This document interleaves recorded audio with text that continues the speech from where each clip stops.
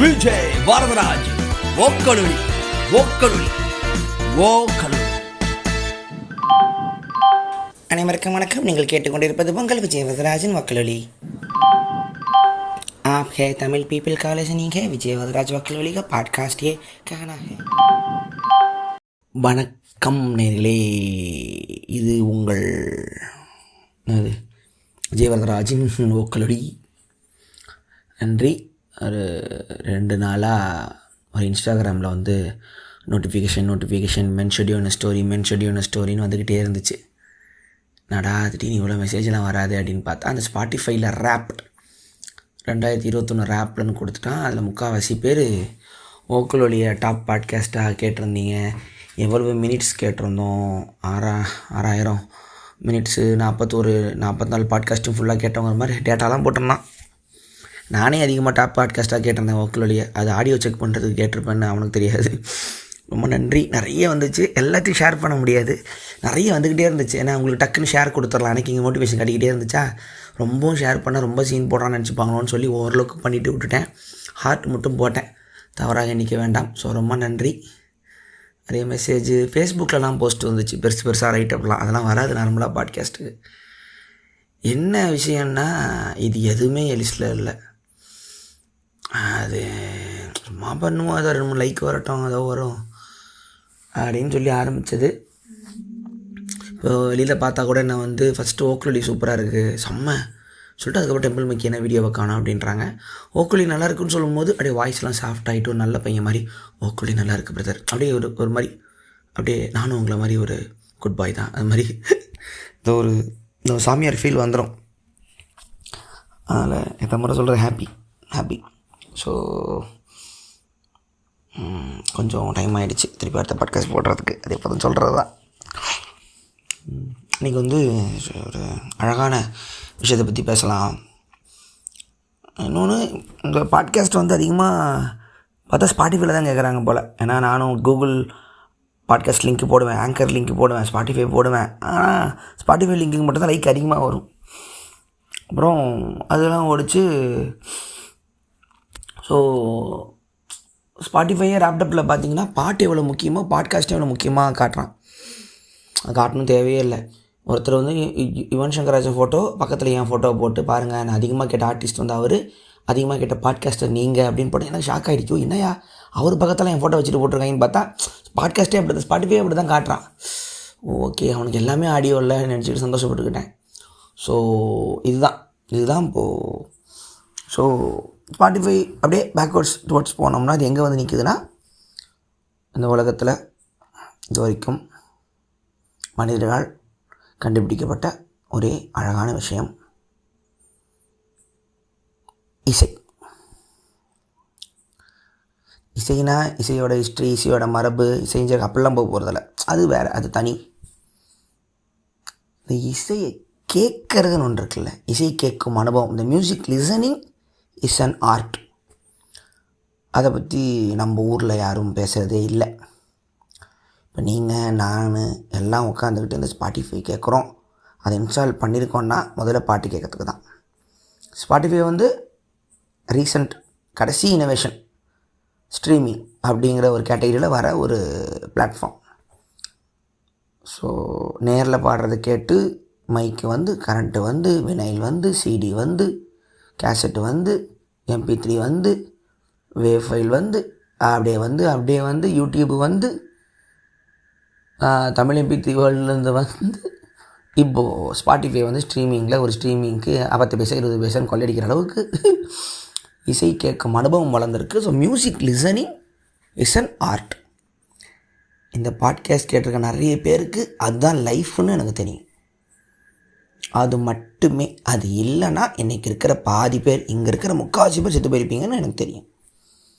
நிறைய பேரை காப்பாற்றிக்கிட்டு இருக்கிறது இசையை கேட்டது. காப்பாற்றிக்கிட்டு இருக்கிறதுன்னு சொல்லும்போது ஒரு பேர் வரும், இளையராஜா என்னை காப்பாற்றிட்டாரு, ரகுமான் என்னை காப்பாற்றிட்டாரு, சந்தோஷ் நாராயணன் என்னை காப்பாற்றிட்டாருங்கிறது ஒரு பேர். அவங்களுக்கு பின்னாடி இருக்கிற கேட்டகரி இசை. அந்த இசை என்னை காப்பாற்றிருச்சு. அது வேறு மனிதரோட மூளையில் வேறு ஒரு சங்கமிச்சு வேறு ஒரு ஃபார்மாக வரும். நம்ம ஊர்னா கர்நாடிக்கில் வரும், நார்த்தில் இந்துஸ்தானி வரும், ஃபாரினில் வெஸ்டர்ன் கிளாசிக்கலாக போகும், ஜாஸ், ப்ளூஸ், ராக்கு, ஹிப்ஹாப்பு, பங்குன்னு அவ்வளோ கேட்டகரி வச்சுருப்பானுங்க. அது கிரியேட்டருங்க, அவங்க எப்படி பண்ணுறாங்க அது தனி. ஆனால் அவங்க பண்ணது அந்த கேட்குற பழக்கம் நம்ம இல்லைன்னா அவங்களே இல்லை. ஸோ இந்த லிசனிங்கிற ஒரு விஷயத்தை வந்து அப்படியே பார்க்கலாம், அதை பற்றி கொஞ்சம் அடே ஓக்கல் ஒழிப்போம் அப்படின்னு சொல்லிட்டு யோசித்தேன். லிசனிங் இஸ் அ ஆர்ட் அப்படிங்கிறது எப்படிங்க அப்படின்னா, எல்லோரும் பாட்டு கேட்போம், எல்லாம் ரைட்டு, எல்லோரும் கேட்போம். ஆனால் அதை ஒரு சீரியஸாக எடுத்துக்கிற சில பேர்லாம் நான் பார்த்துருக்கேன். இங்கிலீஷில் வந்து ஆடியோ ஃபைல் அப்படிமானுங்க. ஆடியோ ஃபைல் அப்படின்னா இந்த பிப்ளியோ ஃபைல் மாதிரி, அதாவது அதுக்காகவே செலவு பண்ணி இந்த எக்யூப்மெண்ட்டை தான் வாங்குவேன் அப்படின்னு. நான் என் சித்தப்பா, வேலூர் சித்தப்பா வந்து ஸ்பீக்கரோட பெரிய ஃபெனட்டிக். செலவு எதுக்கும் பண்ண மாட்டார், ஸ்பீக்கர்னால் காஸ்ட்லியஸ்ட்டு வாங்கிட்டு வந்துடுவார். இந்த ஜப்பான்லலாம் ஆடியோ ஃபைல்ஸ்ன்னு யூடியூப்பில் போட்டு பாருங்கள், சொத்தெல்லாம் விற்று ஸ்பீக்கர் வாங்கின ஆளுங்களாம் இருக்கானுங்க. அந்த வினைல் எப்படி அந்த மியூசிஷியன் வந்து இமேஜின் பண்ணானோ அதை அப்படியே நான் கேட்கணுங்கிற அளவுக்கு இறங்குற அளவுக்கு இந்த ஆடியோ ஃபைல்ஸ் இருக்காங்க. நம்ம ஊரில் அந்தளவுக்குலாம் போகிறதில்ல. அதிகபட்சம் சிடி பிளேயரு, இந்த ஸ்பீக்கரு, இந்த காஸ்ட்லியஸ்ட்டு போஸெல்லாம் போகிறவங்க வேறு, இருக்கிறதுலே சந்தோஷப்பட்டுக்கிற கும்பலாம் இருக்கும். அது வந்து ஒவ்வொரு லிசனிங் எக்ஸ்பீரியன்ஸ் வந்து டெக்னாலஜி வளர வளர அது வளர ஆரம்பிச்சது. இப்போது எல்லோரும் அதிகபட்சமாக இந்த லிசனிங் எக்ஸ்பீரியன்ஸோட ரீசெண்ட் இனோவேஷன் கடைசியாக வந்தது ஹெட்ஃபோன். அது வரலன்னா ஒரு அழகான சொல்லுவாங்க, ஹெட்ஃபோன் வந்து கும்பலாக ஒன்றா பாட்டு கேட்கணும் அப்படிங்கிற ஒரு கல்ச்சுரல் ஈவெண்ட்டை தனியாக நான் மட்டும் எனக்குன்னு ஒரு உலகத்தை உண்டாக்கிக்கிறேன் அப்படின்னு கொண்டு வர வச்சது அப்படின்னாங்க. ஆரம்பத்தில் சபாவோ கச்சேரியோ கூத்தோ உட்காந்துருப்பாங்க, ஒருத்தர் பாடுவார், கும்பலாக உட்காந்து கேட்போம். அப்போ அவ்வளோதான் இருந்துச்சு. இசை நிகழ்வுங்கிறது எந்த ஒரு எலக்ட்ரிக்கல் எக்யூப்மெண்ட் இல்லாமல் நேராக நான் வந்தேன் காரணம் வந்தேன், எதுக்கு கத்துறாங்கன்னா இப்போ மைக்கு கிடையாது. அதிலிருந்து கொஞ்சம் கொஞ்சமாக அந்த இசையோட டெக்னாலஜி மாறும்பொழுது எக்யூப்மெண்ட் வருது, வினைல் வருது, நீங்கள் வீட்டிலே உட்காந்து கேட்கலான்னு வருது, ரேடியோ வருது. ஸோ கும்பலாக கேட்டது நம்ம வீட்டில் ஹாலில் ஒரு ரேடியோலேருந்து ஒரு 5 பேர் ஃபேமிலின்னு ஆகுது. அந்த 5 பேர்லேருந்து எப்படி தனியாக கொண்டு வர்றது, ஹெட்ஃபோன் கொண்டு வராங்க. காதில் மாட்டிக்கோ உனக்குன்னு ஒன்று. நிறைய பேர் நம்ம வாழ்க்கையோட பேக்ரவுண்ட் மியூசிக்கெல்லாம் ஹெட்ஃபோன் தான் கொண்டு வந்துச்சுப்பாங்க. சுகமாக இருக்கும்போது நமக்கான பிஜிஎம்மை போடும், நல்லா கெத்தாக இருக்கும்போது பிஜிஎம் போடும். நான் அந்த நைட்டில் நடந்துடும் போது நாய்க்கு ரொம்ப பயப்படுவேன். அதை தாண்டி வீட்டுக்கு வந்துடணுங்கிற ஒரு கெத்துக்கு என்ன பண்ணுவேன், கேஜிஎஃப் மியூசிக்லாம் போட்டுட்டு தீரான்னு சொல்லும்போது நாய் குலைக்கணும், எனக்கு மியூட்டில் ராக்கி பாய் நடந்து வரா மாதிரியே நடப்பேன். அப்பயும் பயந்து ஓடுவேன்னு வச்சுக்கோங்க. இது எல்லோரும் பண்ணியிருப்போம். ரொம்ப டென்ஷனாக இன்டர்வியூ டென்ஷனாக இருக்கும்போது ஒரு பாட்டை போட்டுப்போம், கட்டுப்பாக இருந்தால் பாட்டை போட்டுப்போம். அந்த ஹெட்ஃபோனை தனிமையில் பேசியிருப்பேன், ஹெட்ஃபோனை யாராவது கழட்டினாங்கன்னா ஒரு கோவம் வரும் பாருங்க, ஓத்தாடின்னு. அது நமக்கு மட்டும் தான் தெரியும். அந்த வேர்ல்டை வந்து பிடுங்குவாங்க நம்ம கிட்ட. இந்த மேட்ரிக்ஸில் மண்டேலேருந்து அந்த இது எடுப்பான்ல, இரும்பு கம்பி எடுத்து ரியல் வேர்ல்டு வருவான்ல, அந்த ஒரு தண்டனை அது. ரீசெண்டாக ஃப்ரெண்டு ஒருத்தர் ராஜேஷ் ராஜாமணியன் ஹெட்ஃபோன் வாங்குறத பற்றி ஒரு போஸ்ட் எழுதியிருந்தார். முறை ஹெட்ஃபோனை ஒரு விஷயமாக எழுதியப்போ தான் பார்க்குறேன். அப்புறம் பார்த்தா headphonezone.com ஏதோ ஒன்று சொல்லியிருந்தார். உள்ளே போய் பார்த்தா அவன் விதமாக ஹெட்ஃபோனை போட்டிருக்கான். ஹெட்ஃபோன் குருன்னு இருக்கானுங்க உள்ளார. ஒவ்வொருத்தனும் சொல்கிறான் இதையே வாங்கணும். எப்பாடி இது ஏதோ எக்ஸ்பிரஷன் இந்த மாதிரி ஆடு விட நினச்சிக்காதீங்கடா. இது நான் போன வாரம் போஸ்ட்டில் ஃபேஸ்புக்கில் ஷேர் பண்ணியிருப்பேன். அது வேறு பயம். ஸோ அங்கே போனால் நான் யோசிக்கிறேன், ஹெட்ஃபோனில் எப்படி வித்தியாசம் கண்டுபிடிக்கிறானுங்க. ஹெட்ஃபோன் குருன்னு சொல்லிட்டு ஒவ்வொரு ஹெட்ஃபோனுக்கும் இதில் இது இருக்கும். எனக்கு அப்போல்லாம் பார்த்தெல்லாம் வாங்க தெரியாது. எப்படி இதெல்லாம் யோசிக்கிறானுங்க அப்படின்னு யோசிப்பேன். என் ஃப்ரெண்டு ஒருத்தன் 28,000 ரூபாய்க்கு இன்னொன்று ஹெட்ஃபோன் வேறு இயர்ஃபோன் வேறு. அந்த .com போய் தான் எனக்கு தெரிஞ்சது. ஹெட்ஃபோன்னா நிறைய பேர் எல்லாம் ஒன்று நினச்சிட்டு இருக்கும்போது கூட இங்கே இருக்கலாம். ஆனால் ஃபேஸ்புக்கில் போய் அவ்வளோ பேர் அப்படியானேன்னு கேட்டாங்க. இந்த காதில் 2 பக்கமும் மாட்டி தலைக்கு நடுவில் அப்படி ஒரு பிளாஸ்டிக் வந்துட்டு போகும்ல குழாவா, அது ஹெட்ஃபோனு. வெறும் காதுக்கு மட்டும் மாட்டுறது, ஒயருக்கு வர்றது கீழே இயர்ஃபோனு. இது மெதுவாக தான் எனக்கு தெரிஞ்சுது. அது அந்தளவுக்குலாம் 28,000 ரூபாய்க்குலாம் இயர்ஃபோன் வச்சுருந்தான். எனக்கு ஒரு ஃப்ரெண்டு ஒருத்தர் நம்ம ராஜேஷ் முக்கத்தின் ஆடியோ இன்ஜினியர் வந்து ஒரு 1,800 ரூபாய்க்கு செனைசர் வச்சுருப்பார், ஆடியோ இன்ஜினியர் ஹெட்ஃபோன். அது பார்த்திங்கன்னா நீங்கள் கேட்குற ஹெட்ஃபோன் மாதிரிலாம் கும்முலாம் பாட்டு கேட்காது. எல்லாமே வந்து அவங்க இன்ஜினியரிங் மிக்சிங்க்கு ஏற்ற மாதிரி ஒரு ஃபீலில் கேட்கும். அது நம்ம பாட்டு கேட்டால் நமக்கு அந்த பாட்டு ஃபீலே இருக்காது. சில சமயம் பார்த்திங்கன்னா இந்த 80 ரூபா 100 ரூபா சைனா ஹெட்ஃபோனில் இருக்கிற ஃபீல் வந்து நமக்கு வந்து இந்த நார்மல் ஹெட்ஃபோனில் நமக்கு வராது, காஸ்ட்லி ஹெட்ஃபோனில் வராது. ஏதோ ஒன்று குறையுது அப்படிமோ, அந்த காமெடியெல்லாம் உண்டு. ஸோ ஹெட்ஃபோன் பைத்தியங்கள்லாம் நான் நிறைய ஹெட்ஃபோன் தொலைச்சிருக்கேன். நான் கண்ணாடி ஹெட்ஃபோன் என்ன மாதிரி தொலைச்சி வீட்டில் திட்டு வாங்குறது என்ன மாதிரி இருக்க முடியாது. நான் ஹெட்ஃபோன் பைத்தியம். அதை விட பைத்தியம் எனக்கு நான் வாங்கினது என்னோடய இதில் வந்து இந்த ஆப்பிள் ஐபாட் மினின்னு ஒருத்தன் வந்தான். ஏன்னா ஐபாடு ஐஃபோனு கேட்டகரி நம்ம இல்லை. நம்ம காலேஜ் முடிச்சு 2008-09 வாய்ப்பே இல்லை. 3500 நினைக்கிறேன் ஐபாட் மினி. ஆமாம், பெரிய விலை அது. அது அப்போ விட்டுருந்தான் பிங்க் கலரில். தெரிஞ்சு 2-3 வாங்கி நான் தொலைச்சிட்டேன். ஒன்று பீச்சில் அப்படியே தண்ணி அடிச்சுட்டு போய் தண்ணியில் உள்ளே பூந்து ஆப்பிள்லாம் கொஞ்சம் நாள் முடிஞ்சுது. அதை வாங்கிட்டு நீங்கள் ஐடியூன்ஸ் போட்டு பாட்டை ஏற்றி உள்ளே போட்டுட்டு 100 பாட்டு ஏற்றிக்கலாம். இப்போ நம்ம ஏதோ மில்லியன் அன்லிமிட்டட் ட்ராக்ஸ்லாம் ஸ்பாட்டிஃபைல கேட்குறோம். இவ்வளவு தான் கொள்ளளவு அப்படின்னு நமக்கு தெரிஞ்சதுக்கப்புறம் அந்த பார்த்து இந்த பாட்டை ஏற்றுவோம்ல. இன்னும் ஒரு 10 MB தான் இருக்குது, ஒரு 4 பாட்டு தான் ஏற்றலான்னா அப்போ பொறுமையாக ஒரு ஆல்பமில் இருக்கிற மொக்க பாட்டெலாம் தூக்கிட்டு செலக்டிவ் பாட்டை மட்டும் சூஸ் பண்ணி தான் காப்பி பண்ணுவோம். அதெல்லாம் இப்போ இருக்கிற ஜென்ரேஷனுக்கு அந்த ஃபீல் என்னன்னு தெரியாது. வரேன் இன்னும் கேசட்லாம் வரேன், வெறும் 6 பாட்டுக்கெலாம் ரெக்கார்டிங் கேசட்டுக்கு எவ்வளோ அழிஞ்சதெல்லாம் வரேன் போட்டு அந்த ஆப்பிள் அந்த ஐபாட் மினி அந்த ஒரு சுகம் இப்போ வரைக்கும் என்னமோ கேட்குறோம். அதுக்கப்புறம் ஐஃபோன் வந்ததுக்கப்புறம் ஃபோன்லேயே எல்லாம் வர ஆரம்பிச்சிருச்சு. தனியாக ஒரு செட்டு வாங்க வேண்டிய தேவை இல்லாமல் போயிடுச்சு. ஷாரா காலேஜ் படிக்கும்போது சோனியில் ஒரு ஃபோன் வச்சுருந்தோம், ஆரஞ்சு கலர் இருக்கும். அதில் குவாலிட்டி அவ்வளோ சூப்பராக இருக்கும். சோனி யாருன்னா அதுதான் த கிரேட் வாக்மேன். இந்த ஒரு உலகத்தின் ஹியரிங் டெக்னாலஜியே மாற்றின வாக்மேனோட பிதாமகன் சோனி. எங்கள் சித்தி அப்போ வச்சுருந்தாங்க வாக்மேன். அப்போல்லாம் ரொம்ப அப்போது தெரில, அந்த டைமில் 300 அப்போ காஸ்ட்லியில் அதெல்லாம். அதை கொடுக்கறதுக்கு அது போடுற சீனு ஒரு கேசட் எடுத்து உள்ளே போட்டு டொடக்குன்னு அது கொஞ்சம் விட்டால் கெட்டு போயிடும், அடி வெளுப்பாங்க நான் தொட்டாலே. வாக்மேன் ஒருத்தங்க காலேஜில் வச்சுருக்காங்கன்னா மிகப்பெரிய கோடி சொன்னான். இந்த இப்போ 80s படத்தெல்லாம் பார்த்தீங்கன்னா வில்லன் பையன் எல்லாம் வாக்மேன் வச்சுருப்பானுங்க. ஹீரோயினை வந்து டார்ச்சர் பண்ணுறதுக்கு முன்னாடி ஹெட்ஃபோன் மாட்டிட்டு பாடி கேட்டுட்ருப்பான். ஹீரோயின் வந்துக்கிட்டு இருக்கோம், எங்கடி போகிற சுமதி நில்லு அப்படிமா. அப்போல்லாம் வில்லனுக்கு செட் ப்ராப்பர்ட்டியாக ஹெட்ஃபோன்ஸ்லாம் இருக்கும். சோனி வாக்மேன் ரிச் பாயின்னு காட்டுறதுக்கு. ஸோ அந்த லிசனிங் எக்ஸ்பீரியன்ஸ் வந்து ஆப்பிள் வந்து வேறு மாதிரி மாற்றுச்சு. அதுக்கப்புறம் சாம்சங் வரான், ஃபோன்லேயே பாட்டு கேட்டுக்கன்றான், ஸ்பேஸ் அதிகமாகுது, அது வாங்க வேண்டிய தேவை நமக்கு வரல. அப்படியே கொஞ்சம் கொஞ்சமாக வந்துட்டு இப்போ ஸ்ட்ரீமிங் சர்வீஸ் வரைக்கும் வந்து நிற்கிது. அந்த ஒரு இயர்ஃபோன் அப்படிங்கிறது ஒரு சில பேருக்கு வந்து அது ஒரு இது கடவுள். எனக்கெல்லாம் ஹெட்ஃபோன் தொலைஞ்சு போச்சுன்னா வாழ்க்கையே எனக்கு நரகம். ட்ரெயினில் போனால் இந்த எல்லா இப்போ வெளியில் இருக்கிற மக்களோட அத்தனை குரலும் கேட்டு காண்டாக இருக்கணும். ஹெட்ஃபோனை மாட்டினா எல்லாம் மியூட் ஆகிடுவாங்க. நான் என் பாட்டை கேட்டுக்கிட்டு இந்த எலக்ட்ரிக் ட்ரெயினில் போய் இந்த வெண்டர்ஸில் போய் கீழே உட்காந்து ஹெட்ஃபோனை மாட்டி பாட்டு கேட்டு தான் நான் முக்கால்வாசி கதையை வச்சுருக்கேன். என் ஐடியாவெல்லாம் அந்த இடம் தான். சீட்டே இருந்தாலும் கீழே உட்காந்துப்பேன் அந்த தரையில். அது ஏன் பழக்கம். ஆடி போயிட்டு வந்துச்சு. இந்த லிசனிங் எக்ஸ்பீரியன்ஸ் தனிப்பட்டதுலேருந்து கொஞ்சம் அடி வெளியில் வந்தோம்னா ஸ்பீக்கர். இந்த ஓனிக்ஸ்னு ஒரு ஸ்பீக்கர் வந்து என் ஃப்ரெண்டு கிஷோக்கர் எனக்கு கிஃப்டாக கொடுத்தாப்புல. அது வீட்டில் இருக்க ஃபோட்டோலாம் போட்டிருப்பேன்.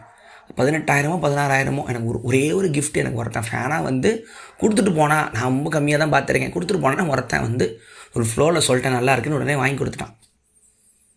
அது வந்து வீட்டில் இருக்குது. ஆடா அந்த சவுண்டு குவாலிட்டி இருக்குது. அது ஆஸ்திரேலியாவிலேருந்து கொண்டு வந்தான் அவன். ஃப்ரெண்டுக்கு வாங்கியாந்தான். நான் சோகமாக பேசி ஆட்டையே போட்டேன். அது என்ன சொல்கிறது, அது கேட்கும் போதே அந்த ஆசையாக இருக்கும். அதில் நீங்கள் எவ்வளவு வால்யூம் வச்சாலுமே எல்லா இன்ஸ்ட்ருமெண்ட்டும் அழகாக கேட்கும். அதுதான் காஸ்ட்லி போல் நமக்கு தெரியுமில்ல. இதுக்கு காசு கொடுக்கலாயா அப்படின்னு சொல்லுவோம்ல. அந்த இது அந்த வரும். நட்சத்திரப்பாலாம் பெரிய ஸ்பீக்கர்லாம் வீட்டில் அந்த காலத்துலலாம் அந்த 5 ஸ்டோன்லாம் வைக்கிறவங்களாம் பெரிய கோடீஸ்வரன். அதெல்லாம் நான் பார்த்துட்டு இருக்கேன். ஸோ இந்த ஸ்பீக்கர்னு வரும்போது ஒரு ஹிஸ்ட்ரி பற்றி போகும்பொழுது அப்படியே பேக் வந்தீங்கன்னா ஹிப்ஹாப்பில் இந்த பூம் பூம்னு கேட்கும். அப்போ என்னென்னா ஹிப்ஹாப்பில் டிஜேஸ் தான் முதல்ல இருந்திருக்காங்க, ரேப்பர்ஸ் அப்புறம் தான் வராங்க. நான் ஹிப்ஹாப் பாட்காஸ்ட் ஒன்று தனியாக பேசுகிறேன், அது ஃபுல்லாக போகும். பெரிய ஹிஸ்ட்ரி அவங்களது. டிஜேஸ் தான் முதல்ல வாசிப்பாங்க, சக்குன்னு வாசிப்பாங்க. பின்னாடி ரேப்பர்ஸ் வந்து அவங்க பின்னாடி தான் இருந்தாங்க. அந்த டிஜே தான் இப்போ மெயின் ஸ்டார். இந்த கிராண்ட் மாஸ்டர் ஃப்ளாஷ் அந்த ஃபியூரியஸ் 5ல மொதல் பேண்டு. கிராண்ட் மாஸ்டர் ஃப்ளாஷுங்கிறவர் டிஜே. ரெக்கார்ட் மாற்றி பிரேக்ஸை மட்டும் கட் பண்ணி சாம்பிள் பண்ணி போடுவார். டிஜே பின்னாடி இருந்து இவரை பாராட்டி பேசுவான். இன்னைக்கு இவர் வந்திருக்காரு எல்லாருக்கும் நன்றின்னு வீட்டுக்கு பேசின ஒரு விஷயம் கடைசியில் ரேப்பாக மாறி அது அவங்கள ஃப்ரண்ட்டில் விட்டு டிஜே பேக்கில் அமுச்சு விட்டுருச்சு. அது தனியாக பார்க்கலாம். ஸோ அப்போ என்ன ஆகும்னா, யாரோட ஸ்பீக்கரு பயங்கரமாக ஜனங்களை அட்ராக்ட் பண்ணதோ அவங்க வின்னருங்கிற மாதிரி ஹிப்ஹாப் பேட்டில் நடக்கும். அதில் தான் இந்த பூம் பூம் அப்படி எந்த அளவுக்கு அந்த சவுண்ட் எஃபெக்ட் நீங்கள் கேட்குற அத்தனை எஃபெக்ட்டும் ஜனங்களை அட்ராக்ட் பண்ணி இந்த பக்கம் வர வைக்கிற ஒரு பவர்ஃபுல் இன்ஸ்ட்ருமெண்ட்டாக அப்போது ஹிப்ஹாப் கல்ச்சரில் இருந்துச்சு. அந்த ஹிப்ஹாப் படம்லாம் பார்த்தீங்கன்னா ஷோல்டர் மேலே கேசட் பிளேயரை வச்சுட்டு போகிற மாதிரிலாம் ஒரு விஷுவல் இருக்கும். கெட்டோவில் பிராங்க்ஸ் அந்த மாதிரி ஊர்லலாம் காட்டுவாங்க. அது என்ன கல்ச்சர், அதில் டேப்பை போட்டுப்பாங்க, அவங்களோட மிக்ஸ் டேப் வச்சுப்பானுங்க, அதை வளர்ந்துக்கிட்டு பேஸ்கெட்பால் கோர்ட்டில் போய் நிற்பான், ரோட்டில் கேட்டுக்கிட்டே போவான். அது ஒரு பவர். அவனோட மிக்ஸ் டேப் அவனோட பவர். இசையை பிளாக் கல்ச்சர் மாதிரி உலகத்தில் தன்னோட ஒரு ஆயுதமாக எடுத்துக்கிட்டவங்க யாருமே இல்லை. இசை ஒரு இனத்தை உயர்த்தியது அப்படின்னா அது பிளாக்கை தான்.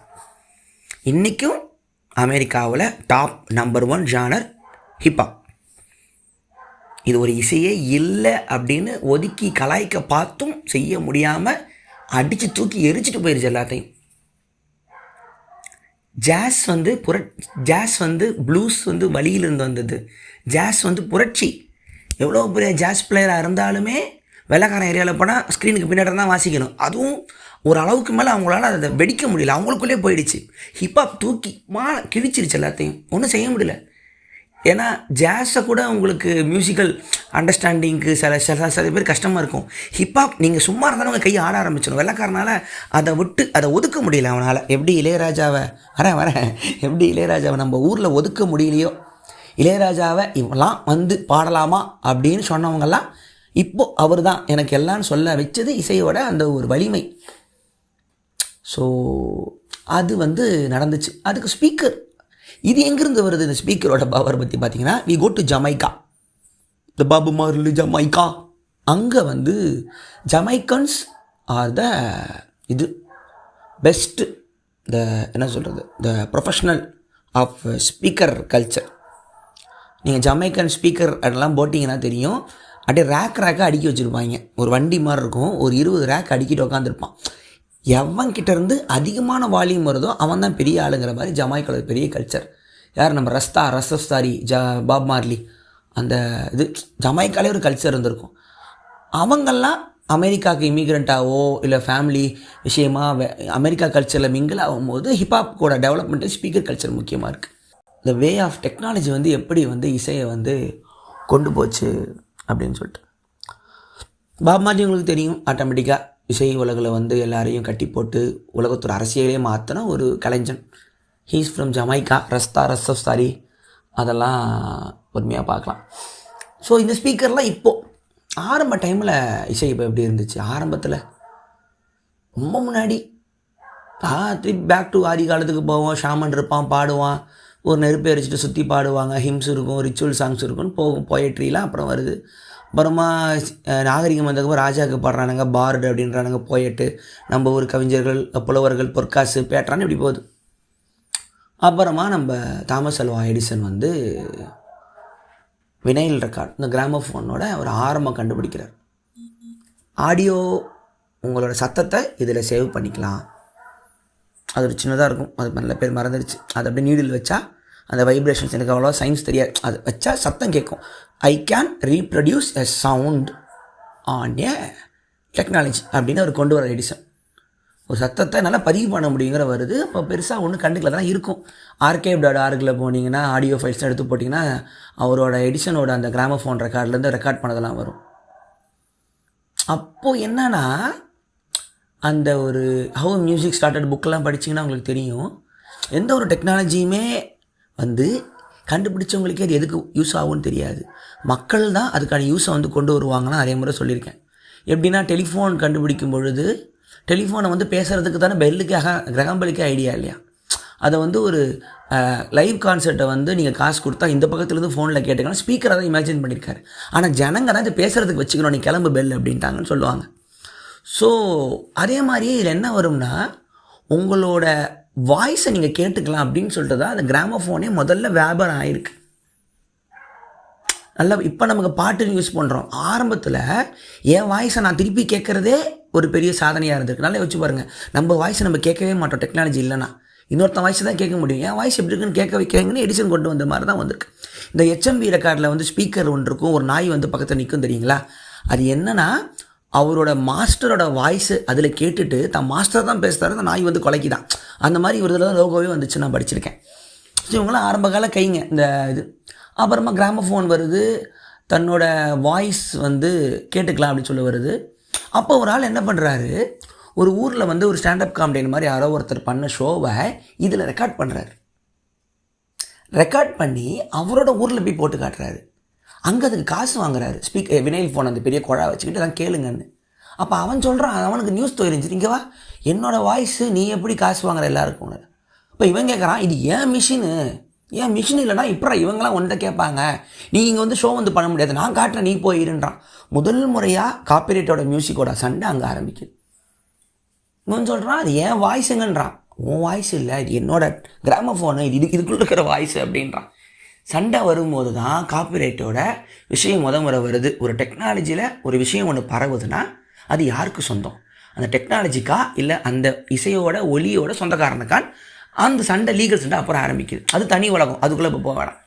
ஸோ இவ்வளோ காமெடி நடந்ததுக்கு அப்புறம் தான் இசை வடிவத்துக்கே கொண்டு வராங்க. ஓகே டன், நம்ம வாசிப்போம், அதை ரெக்கார்ட் பண்ணுவோம், அதை வந்து மக்கள் கேட்கலாம்.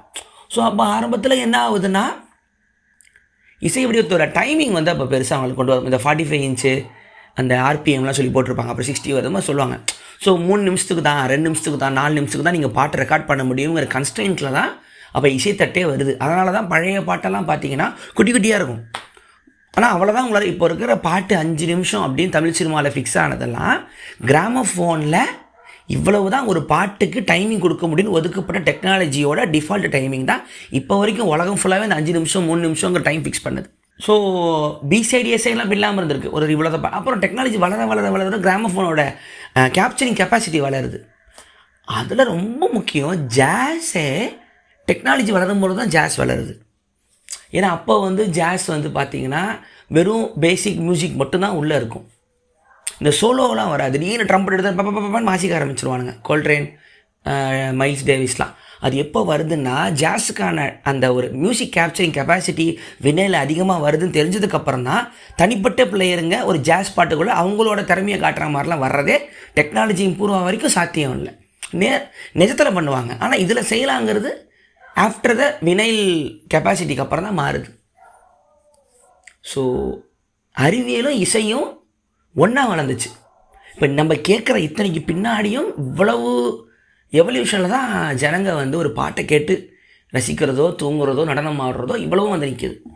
இது ரெண்டாக பிரிச்சுக்கலாம். அப்போது இது வந்ததுக்கப்புறம் மக்கள் அந்நியமாயிட்டாங்க, அவங்களுக்குள்ளே இருந்துக்கிட்டாங்க, கும்பலாக மக்களாக கலந்துக்கல, டான்ஸ் ஆட மாட்டாங்கன்னு நினச்சா அதுவும் கிடையாது. இப்போ டிஜே இருக்காங்க, டெக்னோ இருக்குது, ஹவுஸ் மியூசிக் இருக்குது, பார்ட்டி பண்ணுறாங்க. அது எல்லாமே ஒரு டிஜே வந்து ஃபுல் ஸ்பீக்கரில் போட்டு ஜனங்களுக்கு ஹெட்ஃபோன் இவ்வளோ வளர்ந்தாலும் கும்பலாக ஆடுறது மனிதனோட இயல்பு. அது இன்னும் நடந்துக்கிட்டு தான் இருக்குது, இன்னும் போயிட்டு தான் இருக்குது. அவ்வளோதான். இதுக்கும் நிறைய வரலாறுலாம் நிறைய இருக்கும். எப்படி இந்த பீட்ஸ்லாம் வந்துச்சு, அதாவது ஒரு முறை ஒரு ஹிப்ஹாப்போட வரலாறே பிரேக்ஸ் அப்படிம்பாங்களே. ஒரு முறை ஒரு வினைல் பிளேயர் போடும்போது ஏதோ ஒரு ப்ளக்கு வந்து மாற்றி வச்சுருக்கேன். இந்த பின்னாடி 3 ப்ளக்கெல்லாம் இருக்கும்ல, அது மாதிரி ப்ளக் ஏதோ ஒன்று மாறி இருக்கும்போது நமக்கு சில சமயம் சவுண்டு கேட்காம இன்ஸ்ட்ருமெண்ட் மட்டும் கேட்கும். இந்த CD பிளேயர்லாம் நீங்கள் மாட்டினவங்களுக்கு தான் தெரியும். இந்த மஞ்சள் வயிறு பேரில் மாட்டினீங்கன்னா சவுண்டு மட்டும் கேட்கும், பாதி சவுண்டு கேட்கும். ஸோ என்ன இருக்குது, வெறும் பீட்டை மட்டும் கேட்டிருக்கு, சவுண்டு கேட்கல. ஆனால் அதை தப்பாக போட்ட அந்த ஆடியோவுக்கு அந்த கிளப்பில் பயங்கரமாக டான்ஸ் ஆடிருக்காங்க. நார்மல் பாட்டை விட அதே பாட்டாக போடும்போது அப்போ அந்த டிஜேக்கு புரிஞ்சிருக்கு, வெறும் பீட்ஸ் மட்டும் வந்தால் மக்கள் ஒன்றா சேர்றாங்க அப்படிங்கிற ஒரு இதிலிருந்து தான் ஒவ்வொரு வினையில் இருக்கிற பீட்ஸை மட்டும் எடுத்து போடலாங்கிற சாம்பிளிங்லேருந்து ஹிப்ஹாப்போட ஆரம்பமே ஒரு சின்ன விபத்துலேருந்து ஆரம்பிக்குது. அதுக்கப்புறம் ஹவுஸ் வருது, டெக்னோ வருது, சிஸ்டம் வருது, மிடி வருது. ஒவ்வொரு பீட்டாக போட்டு ஒன்றா ஒட்ட வச்சா நீங்கள் வாசிக்கவே தானே கம்ப்யூட்டரே பார்த்துக்கொண்டு வந்து ஏபிள்டன் வரைக்கும் வந்து உட்காருது. ஃப்ரூட்டி லூப்ஸ்லாம் பார்த்துருப்பீங்க. ஸோ ஹெட்ஃபோன்ஸு இயர்ஃபோன்ஸ் நீங்கள் வந்தால் கூட மக்கள் ஒன்றா குடிச்சு கும்மாளம் அடிக்கிறது போவாதுங்கிறது மனிதன் வந்து ப்ரூவ் பண்ணிட்டான். நாங்கள் எக்ஸ்ட்ரோவர்ட்டாகவும் இருப்போம், இன்ட்ரோவர்ட்டாகவும் பாட்டு கேட்டுப்போம். ஸோ இது ஒரு பக்கம் போகுது. அப்போது ஓகே, வெறும் கொண்டாட்டம் தானா, வெறும் ஒரு காதல், ஒரு தத்துவம், ஒரு அமைதி தானா, ஏன் நம்மளோட தியான முறையெல்லாம் இல்லையானா இந்தியாவோட கிளாசிக்கல் மரபெல்லாம் ஒரு தியானத்தை தேடி ஒரு இசை மரபு தான் இங்கே இருக்குது. நீங்கள் இதெல்லாம் ஒரு பாட்டா அப்படின்னு கலாய்க்கிற இந்த ஹிந்துஸ்தானி, கர்நாட்டிக்கு, இந்த ஃப்ளூட்டு, சித்தாரு எல்லாமே வந்து தியானத்தை நோக்கி தான். அது ஏன் அப்படி இருக்குன்னா அது அதுக்கு தான், நீ தூங்கணுங்கிறது தான் அது வாச்சதே. ஸோ நம்ம வந்து மோனோஃபோனி அப்படிம்பாங்க. அவங்க ஊரில் பாலிஃபோனினா 10 இன்ஸ்ட்ருமெண்ட் ஒன்றா வாசிக்கும். இந்தியாவில் ஒருத்தன் தான் வாசிக்கணும், மீதி எல்லாம் அமைதியாக இருக்கணும். ஒருத்தர் தான் போவார், சைடில் இருக்கணும் வாசிப்பாங்க. இதில் வெஸ்டர்னை கொண்டு வந்தால் நம்ம இளையராஜா மாதிரி எம்எஸ்பிலேருந்து வருது, ஆனால் ராஜா ரகுமான் அப்படியே வருது அவங்களாம் கொண்டு வராங்க. ஆனால் இந்தியாவோட இசை மரபு வந்து தியானம், அமைதி அப்படிங்கிற ஒரு விஷயத்தான். அதனால தான் இந்த ராக் அப்படிலாம் நம்ம ஊரில் டிஸ்கஸ் பண்ண மாட்டாங்க. ஒரு கோவம் வரும், தப்பாக தெரியுமாங்க. ஏன்னா ஒரு கோவத்தை உண்டு பண்ணுற, ஒரு ஆர்ப்பாட்டத்தை உண்டு பண்ணுற இசை இந்திய மரபில் பழைய காலத்தில் இல்லை, கூத்து மரபுலலாம் இருந்துச்சு. ராஜாக்கள் ரெகனைஸ் பண்ண இசையெல்லாம் தாண்டி, கோயில் மரபு இதெல்லாம் தாண்டி நார்மல் மக்கள், ஊர் மக்கள், உழைக்கும் மக்கள் எல்லாம் ஆட்டம் பாட்டம் கொண்டாட்டம் தான். அவனுக்கு தியானம்லாம் மயிர போடுங்கம்மா, அவன் உட்காந்து நல்லா அசராக உழைச்சிட்டு நல்லா நைட்டு நல்லா சாப்பிட்டு குடிச்சிட்டு அவன் டம் டும் டும்னு ஆடுறதான் அவனுக்கு. அதையும் ராஜா வந்தார், டங்கு டக்கர டக்கர ராஜா கொண்டு வந்தார். கர்நாடகத்துலேயும் நம்மளோட தமிழ் தொன்ம கருவிகளும் சேர்த்து வச்சு தான் ராஜாக்கே சேரும், அதுவும் நடந்துச்சு. ஸோ இது 2 விதமாக இருக்கும் பொழுது தியான மரபில் தியானத்தை உண்டு பண்ண, அமைதியை உண்டு பண்ணுற இசையை வந்து இந்தியா இந்த ஒன்றந்தடி ஹிந்துஸ்தானி, ஃப்ளூட்டு, ராகம் அதுக்குள்ளெல்லாம் போகலாம். ஆனால் ரொம்ப நல்லா இருக்கும். நான் உட்காந்து ஓரளவுக்கு தான் கேட்பேன், எனக்கு தூக்கம் வந்துடும். அதனால் ஐ கோ டு தமிழ் சாங்ஸ், அதுக்குள்ளே போயிடும். ஸோ இதுலேருந்து கொஞ்சம் அப்படியே போனீங்கன்னா ஆம்பியன்ட் மியூசிக்னு ஒரு ஜானர் இருக்குது. நான் பேசுகிறதெல்லாம் இசையை பற்றி பேசலை, லிசனிங் கெப்பாசிட்டியை வந்து மாற்றின இசை ஜானரை பற்றி பேசிக்கிட்டு இருக்கேன். ஆம்பியன்ட் இப்போ நீங்கள் கேட்குற இந்த லோஃபிலாம் கேட்குறீங்களா, ப்ளேலிஸ்ட்லாம் மெதுவாக beats to study, beats to sleep எல்லாம், அதெல்லாம் ஆம்பியன்ட்டுங்கிற ஜானர்லேருந்து வருது. அதோட காட்ஃபாதர் யாருன்னா Brian Eno, ENO BRIAN ENO, Brian Eno அப்படிங்கிறது கொண்டு வராரும் இல்லை, அவர் ஒரு ஆரம்பத்தில் இருக்கார். அவர் பிரையன் ஈனோ, அவர் ராக்ஸி அப்படிங்கிற ஒரு பேண்டில் இருந்தார், பெரிய சிந்தோட பயணியர். அவர் டேவிட் போவிக்கு நிறைய ப்ரொடியூஸ்லாம் பண்ணியிருக்காரு. டேவிட் போவி வந்து இங்கிலாண்டோட மிகப்பெரிய பாப் ஸ்டார், அவர் ஒரு மியூசிக்கல் ஜீனியஸ், அவன் பாப் ஸ்டார்னு கூட சொல்லிட முடியாது. பிரையன் ஈனோக்கு ஒரு முறை என்ன ஆகுதுன்னா அடிபடுது. அவரே எழுதுனது எப்படி நான் எனக்கு ஐடியா வந்துச்சுன்னா அடிபடுது. ஆம்பியன்ட் மியூசிக்னா நான் சொல்கிறேன், அவர் கையில் அடிபடுது, ஹாஸ்பிட்டலில் படுத்துருக்கிறாரு. ஏதோ ஒரு க்ரீக் லயர், அந்த ஒரு யாழ் மாதிரி அந்த ஒரு மியூசிக்கோட சீடியை வந்து ஃப்ரெண்டு ஏதோ மச்சான் அந்த போட்டு விளாண்டுருக்காரு, ப்ளே பண்ணிட்டா வெளியே ஹாஸ்பிட்டல் டோர் அந்த அவரோட தங்கியிருக்கிற அந்த இதான் டோரை சாத்திட்டு போயிட்டான். ஆனால் வால்யூம் கம்மியாக வச்சுட்டு போயிட்டான். இவரால் எந்திரிச்சு போய் சவுண்டு வைக்க முடியல, ஏன்னா உடம்புல அடிபட்டிருக்கு, பெட்லேயே லாக் ஆகிட்டார். அன்னைக்கு ஃபுல்லாக அந்த ஆல்பமை கம்மி வால்யூமில் தான் கேட்டிருக்காரு. ஆனால் அவருக்கு பயமொழிக்கு நல்ல தூக்கம் வந்திருக்கு, ஒரு மனசு அமைதியாக இருந்திருக்கு. ஏன்னா முதல் முறை இசை கேட்கணும்னு என் காது போல் என் சரௌண்டிங்கோட அந்த இசை கலந்துடுச்சு. ஏன்னா டிஃப்ரென்ஷியேட் பண்ண முடியலன்ட்டு, அது மழை பெஞ்சதோ டிராஃபிக் சவுண்டு என்ன போனாலும் இதுவும் அதோட சேர்ந்து கேட்குது அப்படின்னு ஒரு ஆம்பியன்ட் மியூசிக் அப்படிங்கிற விஷயத்தோட விதை அவருக்கு அந்த இடத்துல வந்திருக்கு. அதுக்கப்புறம் அவர் டபக்கு நடத்தி விட்டு I'm going to do pioneering ambient மியூசிக்னு ஆரம்பித்து music for airports, music for லிஃப்ட்ஸ்லாம் சொல்லி இருக்கும் அவர் ஆல்பம்லாம். எதுக்குன்னா லிஃப்ட்டில் போகும்போது இப்போ ஏறினீங்கன்னா டிங் டிங் டிங்னு மியூசிக்லாம் வரும், அதுக்கெலாம் ஆரம்பம் நம்ம தலைவர் தான். லிஃப்ட்டில் இருக்கும் பொழுது மக்களுக்கு ஆட்டோமேட்டிக்காக ஒரு பேனிக் வருது அப்படிங்கிறத கண்டுபிடிச்சிருக்காங்க. ஸோ நீங்கள் ஏறும் பொழுது அந்த மியூசிக் கேட்கும் போதே உங்கள் மனசு அமைதியாகிற மாதிரி போடப்படுறதான் அந்த டன் டன் டன் டன் டன் மியூசிக்லாம் இங்கே இவர் தான் கொண்டு வரார். மியூசிக் ஃபார் லிஃப்ட்ஸ்ன்னு இருக்கும், மியூசிக் ஃபார் ஏர்போர்ட்ஸ்ன்னு இருக்கும். எதுக்கான ஃப்ளைட்டு மேலே பயம் உள்ளவங்க, ஏர்போர்ட்டில் ரொம்ப நேரம் காத்துக்கிட்டு இருக்கவங்க, அந்த பேனிக் டென்ஷன்லாம் குறைக்கிறதுக்கு அவங்களுக்குன்னு ஆல்பம் பேரே மியூசிக் ஃபார் ஏர்போர்ட்ஸ்ன்னு இருக்கும். அவர் இதோட அவர் ஆரம்பத்து அவரோட அந்த அந்த ஒரு டைமில் ஜென்ரேட்டிவ் மியூசிக்னு கொண்டு வர, எப்படின்னா ஒரு நோட்ஸை வந்து ப்ரோக்ராமிங்கை எடுத்து ஆல்ட்ரேட்டிவ் பண்ணி மாற்றிக்கிட்டே இருக்கும். அவர் ஆல்பம்லாம் பார்த்தீங்கன்னா ஒரு பாட்டு 45 மினிட்ஸ் போகும். அவர் சாங் ஸ்ட்ரக்சருங்கிறதே பிரேக் பண்ணிட்டார். ஒரு பாட்டுங்கிறதுனால பார்க்க முடியல, அது ஒரு வேவ், அது ஒரு சவுண்டு, அதை வந்து நீங்கள் கேட்டுக்கிட்டே இருங்க, அது இவால்வ் ஆகிட்டே இருக்குங்கிறது தான் ஜென்ரேட்டிவ் மியூசிக். இவால்வ் ஆகிட்டே இருக்கு, நீங்கள் டெய்லி கேட்டே இருந்தீங்க, டெய்லி ஒரு பாட்டாக கேட்கும் அதே பாட்டு. ஸோ ஜாஸுமே அதே தான், ஆனால் அது ஒரு க்ளோஸ்டு ஸ்ட்ரக்சரில் வச்சிடலாம். ஜென்ரேட்டிவ் மியூசிக் அப்படி வைக்க முடியாது. ஒன்று பிரெயினினோ பாட்டெலாம் யூடியூப் தேடுங்க, கேட்டால் 45 minutes 1 hour இருக்கும். டொயின் மெதுவாக போயிட்டுருக்கும். இந்த கிறிஸ்டோஃபர் நோலனோட பிஜிஎம்லாம் ஈனோவோட இன்ஃப்ளூயன்ஸில் தான் வரும். ஸோ அவங்கெல்லாம் ஒரு மாதிரி இந்த பக்கம். ஸோ இந்த பக்கம் பார்த்தீங்கன்னா நம்ம வெஸ்டர்ன் கிளாசிக்கல் இருப்பானுங்க. பாக், மொசார்ட், பீத்தோவன், பொம் பொம் பொம் பொம்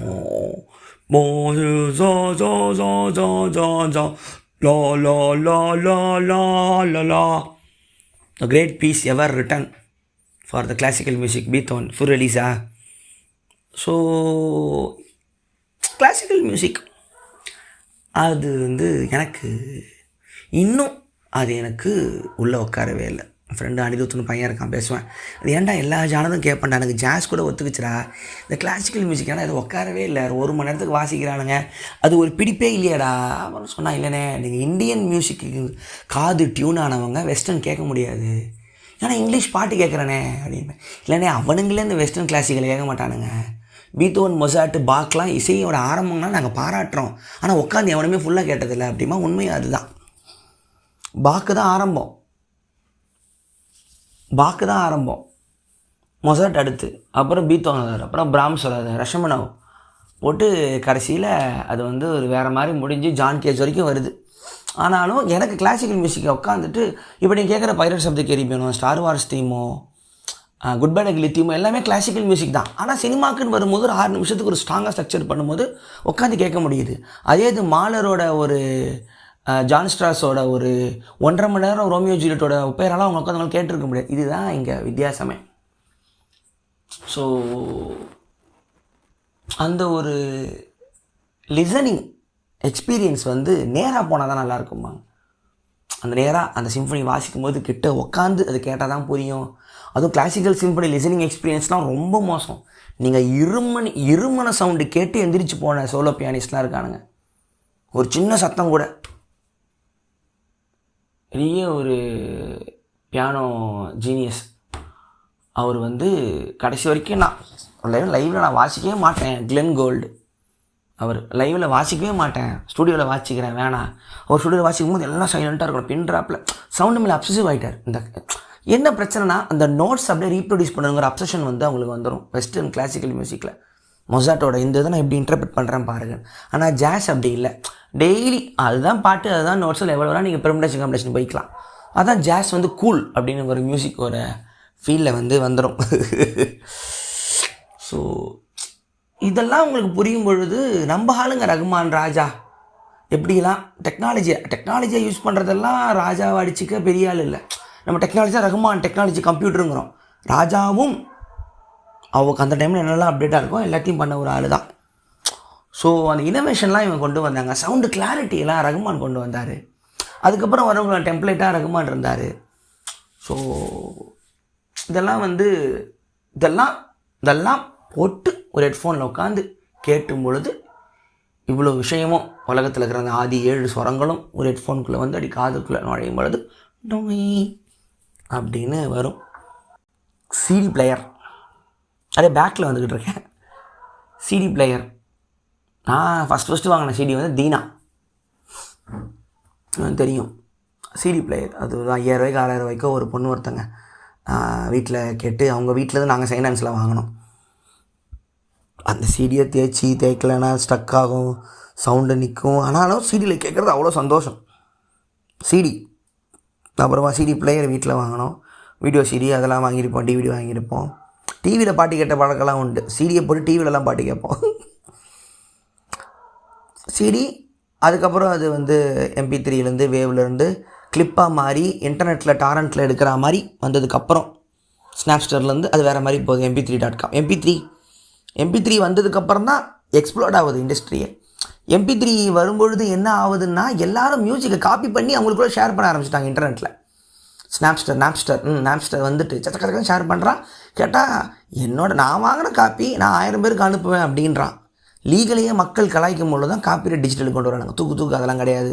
நாப்ஸ்டர் அரெஸ்ட் பண்ணுறாங்க. இந்த ஃபேஸ்புக் படத்தில் பார்த்தாலே வரும், அந்த நாப்ஸ்டர் ஓனர் அரெஸ்ட் பண்ணுவானுங்க. ஸோ மியூசிக்கல் ஷேரிங் வந்து டிஜிட்டல் வந்ததுக்கப்புறம் பயப்பட ஆரம்பிச்சிட்டானுங்க. ஜனங்க யோசிக்காது, I am sharing my happiness உனக்கு என்ன அப்படின்னு சொன்னவொடனே கவர்மெண்ட் ஒத்துக்கலை, ஃபாக் யூ அப்படின்னு சொல்லிட்டு காப்பிரைட்லாம் டிஎம்ஐ நம்ம போடுறாங்களே, யூ கான் காப்பி திஸ் மியூசிக்லாம் அப்புறம் தான் வர ஆரம்பிக்குது. MP3 வந்து மிகப்பெரிய ரெவல்யூஷன். அதாவது அந்த ஒரு கேசட்லேயும் வினைல் ரெக்கார்ட்லேயும் டேப் ரெக்கார்ட்லேயும் ஒடுங்கி போயிருந்த பாட்டெல்லாம் வெடிக்க வச்சு எவ்வளோ வேணால் எடுத்துக்கோ, ஒரு கம்ப்யூட்டரில் 10,000 பாட்டை போட்டுக்கோன்னு சொல்லும் பொழுது என்ன ஆகுதுன்னா, இல்லீகல் பைரசிலாம் தாண்டி நம்ம கேட்காம விட்ட மறந்து போன பழைய இறந்து போன அந்த இசை ஆன்மாக்கள்லாம் வெளியே வருது. முதல்ல இந்த இன்டர்நெட்டோட ஆரம்ப டைமில் இருந்தவங்களுக்குலாம் தெரியும், மிஸ் ஆன ரெக்கார்டுங்க, காணா போன ஆர்டிஸ்டெல்லாம் தேடி அப்லோடு பண்ண ஆரம்பித்தாங்க, பிளாக்ஸ் மாதிரி போட்டு. நிறைய பார்ப்பேன், லாஸ்ட் ஜெம்ஸ், லாஸ்ட் வினைல்ஸு, கிரேட் டிக்கிங்னு பெரிய ஒரு போடுங்க, கிரேட் டிக்கிங்னு போடுங்க, CRATE டிக்கிங்னு போட்டாலே மறந்து போன ரெக்கார்ட்ஸ் எல்லாம் டிஜேஸில் போய் தேடி செகண்டரி மார்க்கெட்டில் வாங்கி டிஜேயில் போட்டுக்கிட்டு ப்ளே பண்ணிட்டே இருப்பாங்க. அதில் DJ ஷேடோன்னு ஒருத்தர் இருப்பார், கேஸ் லேம்ப் கில்லர்னு ஒருத்தர் இருப்பார், அதெல்லாம் ஃபேவரட் ஆகுங்க. இந்த ரெக்கார்டு எங்கேருந்து வாங்குனீங்க, இது என்ன ரெக்கார்டுன்னு ஆடியன்ஸ் வந்து வாயை பொழக்கிறான்னா அவன் தான் பெஸ்ட்டு DJ. இது ஹிப்பாப்போட கதைகள்லேயும் வரும், ஏய் என்ன பீட்ரா என்ன பாட்டுறா எங்கிறதுல அந்த பாட்டை பிடிச்சான், அதான் சாம்பிளிங். ஸோ இது வந்து வினைலோட இந்த பக்கத்துலேருந்து வருது, கேஸ் லேம்ப் கில்லர்லேருந்து DJ ஷேடோவில் வந்து வினைலோட அந்த கிராமஃபோன் MP3யோட பிளாஸ்ட்லேருந்து ஆரம்பிக்குது. DJ மிக்ஸ் வருது, ரீமிக்ஸ் கொண்டு வராங்க, ட்ராக்குங்கெல்லாம் டிஜிட்டலாக மாறுது, ஒன்று தூக்கி ஒன்று மேலே போடுறது கடற்கடன்னு வர ஆரம்பிக்குது. அப்புறம் தான் காப்பிரைட் லா எல்லாம் வந்து உட்காருது. ஸோ MP3 வருது. இப்போ இது என்ன பண்ணலான்னு வரும்போது தான் ஸ்ட்ரீமிங் டெக்னாலஜியை கொண்டு வரான். சரி, அப்போது டவுன்லோடு பண்ணுறதுக்கும் டைம் எடுக்கல, அதையும் நான் ஷார்ட் பண்ணிடுறேன், நேராக கிளிக் அடி, நானே உனக்கு காட்டுறேன், நீ காசு கொடு, நான் அந்த ஆர்டிஸ்ட்டுக்கு நான் பே பண்ணுறேன் சொல்லி ஸ்ட்ரீமிங் வந்து இப்போ ஊரை ஏமாற்றி எல்லாத்தையும் ஏமாற்றிக்கிட்டு உட்காந்துருக்கு. வரிசா காசு வரல, எங்களை ஏமாத்துறாங்க அப்படிலாம் சொல்கிறதெல்லாம் நீங்களே பார்த்துருப்பீங்க. ஸ்பாட்டிஃபைல கொடீஸ்வர மியூசிஷியன்ஸ், அதாவது பயங்கரமாக வியூஸ் போனால் மட்டும்தான் துட்டு. இண்டிபெண்டன்ட் ஆர்டிஸ்டெல்லாம் சொல்லிக்கலாம் என் பாட்டு அங்கே இருக்குது அப்படின்னு தான், வியூஸை வந்து ஷேர் பண்ணுவாங்க அவ்வளோதானே தவிர ரெவன்யூவாக எவ்வளோ தூரம் வராங்கன்னு நமக்கு தெரியல. ஸோ MP3 பார்த்தோம், CD, அதுக்கு முன்னாடி போனீங்கன்னா என் ஃபேவரட் கேசட் டேப் ரெக்கார்டர். அது ஒரு உலகம், அது வந்து அது வேறு. அந்த சின்ன அந்த கேசட் பாக்ஸில் இன்னொன்று இந்த 2 இருக்குது, ஒரிஜினல் கேசட் இருக்குது, ரெக்கார்டிங் கேசட்னு ஒன்று இருக்குது. ஒரிஜினல் வந்து பெரிய பணக்காரன் தான் வாங்குவான். எங்களை ரிதம் மியூசிக்கல்ஸ்னு ஒன்று இருந்தாங்க, அப்படி தான் பேர் வச்சுப்பாங்க மியூசிக்கல்ஸ். அவங்ககிட்ட போய்ட்டு உங்களுக்கு வேணுங்கிற பாட்டை எழுதி கொடுத்து அதை அவங்க ரெக்கார்ட் பண்ணி கொடுப்பாங்க. அந்த ஒரிஜினல் கேசட்லேருந்து பாட்டை எடுத்து ஒரு எம்டி கேசட் போட்டு ரெக்கார்ட் பண்ணுற மிஷின்லாம் அவங்ககிட்ட தான் இருக்கும். அது பெரிய மிஷின்லாம் கிடையாது, எங்களை இப்போ எதுவும் தெரியாது, சோம்பேறித்தனம், அவங்களே பண்ணி கொடுத்துரும். 50 ரூபா கொடுத்தா அது கேசட் வந்துடும். அது வந்து எங்களோட ப்ளேலிஸ்ட்டு. எதுக்கு ஒரிஜினல் பாட்டெலாம், இந்த பாட்டில் இது எடு, அந்த பாட்டை அதை எடு, அதை மட்டும் கொடுன்னு, அது ஒரு கல்ச்சர். அது அந்த கேசட்டை மட்டும் வாங்கிட்டு வருவோம், போட்டு கேட்போம். அது வந்து ஒரு கலாச்சாரம். போட்டு கேசட் சிக்கிக்கும், அதை பேனா பென்சில் திருப்பி பேக்வர்ட்ஸ் வந்து ஃப்ரண்ட்வர்ஸ் வந்துட்டு அதெல்லாம் ஒரு உலகம். அப்போல்லாம் பாட்டு மாதிரியே காமெடி சீன்ஸ் எல்லாம் கேசட்டில் கேட்டிருக்கேன். என்கிட்ட வந்து சின்ன கவுண்டர் அந்த படமும் ரிக்ஷா மாமாவும் கவுண்டமணி செந்தில் காமெடி மட்டுமே கேசட்டாக இருந்துச்சு. வீட்டில் போட்டு விட்ருவாங்க. விசு ட்ராமா கேசட்டில் இருக்கும், எஸ்எஸ்ஏ ட்ராமாலாம் கேசட்டில் இருக்கும், படத்தோட சீன்ஸ் எல்லாம் கேசட்டில் இருக்கும். இந்த ரேடியோலலாம் படமே ஆடியோவில் போடுவாங்களே, முடிவிட்டு போதெல்லாம் கேட்கலாம் சண்டே மதியானம், அந்த மாதிரிலாம் வரும். அதனால எனக்கு சின்ன கவுண்டர் காமெடிலாம் ஓடிச்சுன்னா டிவியில் ஓடும்போது வாய் ஆட்டோமேட்டிக்காக ஒப்பிக்க ஆரம்பிச்சிடும். ஏன்னா ஆடியோவாக கேட்டு பழக்கம், அதெல்லாம் அந்த காலத்து பாட்காஸ்ட் மாதிரி. ஸோ அது வந்து ஒரு அந்த ஒரு ஃபீலே தனி. நான் என்னோடய மெமரிஸ்ன்னு இருக்கும்ல, சின்ன வயசில் என் சித்திலாம் எனக்கு வந்து இதயத்தை திருடாதே கேசட்டை போட்டு தேய்க்கும், இதயத்தை திருடாதே நான் கேட்டு பார்த்துருக்கேன். ராஜாலாம் வராரு, அப்போது என் பெங்களூர் மாமா ரங்கீலா கேசட் எடுத்து போடுறார், கமான் டேக் இட் அப்படிங்கிறாங்க. அப்போ தானே ரகுமான் பழக்கம். ஏன்னா அப்போ சின்ன வயசாக இருக்கும்போதெல்லாம் ரோஜா கீஜெல்லாம் வருது, எல்லாம் தேட்டரில் தான் போய் பார்க்குறோம். கேசட்டாக ரகுமானா ரங்கீலா தான் கேட்குறேன். சவுண்டிங்கில் தெரியுது வேறு, இது இல்லை அது பழைய பாட்டு. எனக்கு வந்து ராஜா ரகுமான் தெரியாது, பழைய பாட்டு புது பாட்டு, புதுசாக இருக்கே இதுன்னு சொல்லிட்டு போட்டு கேட்போம். நான் ஸ்கூல்லாம் படிக்கும் போதெல்லாம் அலைப்பாயுதே ஒரிஜினல் கேசட்லாம் வாங்கினா அந்த கேசட்டுக்குள்ளே ஆர்ட் ஒர்க்லாம் சூப்பராக வச்சுருப்பானுங்க. அப்படியே மணி தான் அழகாக ஃபோட்டோ எடுத்து இந்த பச்சை நிறமையோட அந்த பாட்டோட அத்தனை ஸ்டில்ஸும் அப்படியே ஃபோட்டோலாம் அழகாக இருக்கும். அதுக்கு மேலே லிரிக்ஸ்லாம் சங்கர் மணிரத்னம்லாம் கேசட் ஆர்ட் ஃபார்ம் பயங்கரமாக பண்ணுவாங்க.